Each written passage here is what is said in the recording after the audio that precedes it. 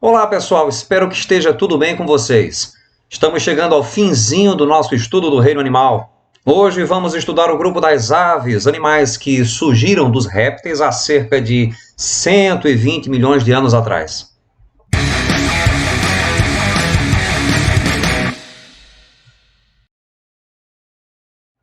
A principal característica das aves é a presença de penas que surge a partir de uma pele seca de folículos muito parecidos com os folículos capilares. A grande diferença é que nesses folículos não há a presença de glândulas sebáceas, e é justamente por conta disso que a pele das aves é seca.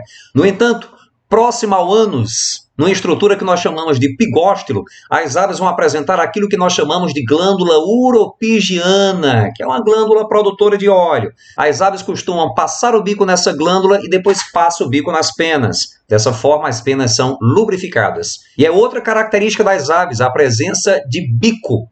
De um modo geral, as penas apresentam-se formadas por uma estrutura central, conhecida como raque.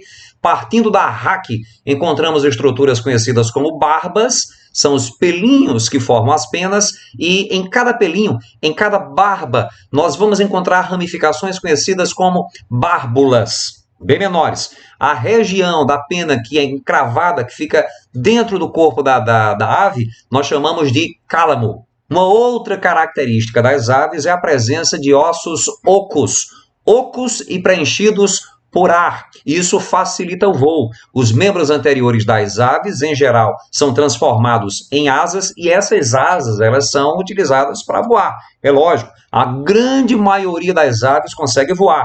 E para facilitar o voo, a natureza moldou os ossos desses animais dessa forma. Eles são ocos. Isso diminui a densidade do corpo do animal. E esses ossos ocos, eles estão em contato direto com estruturas conhecidas como sacos aéreos, que são reservas de ar que também estão em comunicação direta com os pulmões. Exatamente por conta disso é que as aves, muitas aves pelo menos, conseguem voar em grandes alturas.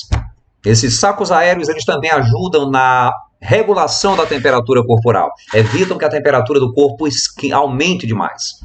As aves, todas elas são dioicas, reproduzem-se sexuadamente, apresentam aquilo que nós chamamos de dimorfismo sexual, que é a situação em que o macho é diferente da fêmea. Geralmente os machos eles são mais vistosos que as fêmeas, e a fecundação é interna. E são animais ovíparos. Todas as aves são ovíparas, ou seja, todas as aves botam ovos. O filhote se desenvolve, os embriões desenvolvem-se no interior do ovo até que estejam completamente formados. E para fecharmos, eu apresento para vocês aqui alguns grupos de aves. As aves reiformes são as maiores aves que existem na face da Terra, são os avestruzes e aqui representadas pelas emas. Os anseriformes são gansos, cisnes e patos. As aves gruiformes são representadas por aves muito parecidas com as nossas saracuras. As ciconiformes são as aves pernaltas, como as cegonhas. Apodiformes são aves muito pequenas, em geral apresentam asas longas, metabolismo extremamente acelerado e um bico bem comprido, uma língua também muito comprida. São os colibris ou beija-flores. As aves esfeniciformes são representadas pelos pinguins. São aves que têm os membros anteriores, as asas, transformadas em nadadeiras. Citaciformes são papagaios, araras, periquitos. Passeriformes são a grande diversidade de passarinhos, que corresponde à metade das espécies de aves existentes. Galiformes são os galos, fazões, perus e pavões. Aves columbiformes são as mais variadas espécies de pombos e rolinhas. Sem esquecer do dodô, que é uma ave extinta, não existe mais. Falconiformes, nosso carcará, urubus, águias e falcões, bico volteado, né? São as aves de rapina.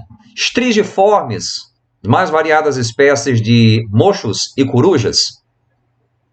Para o triunfo do mal, basta que os bons cruzem os braços.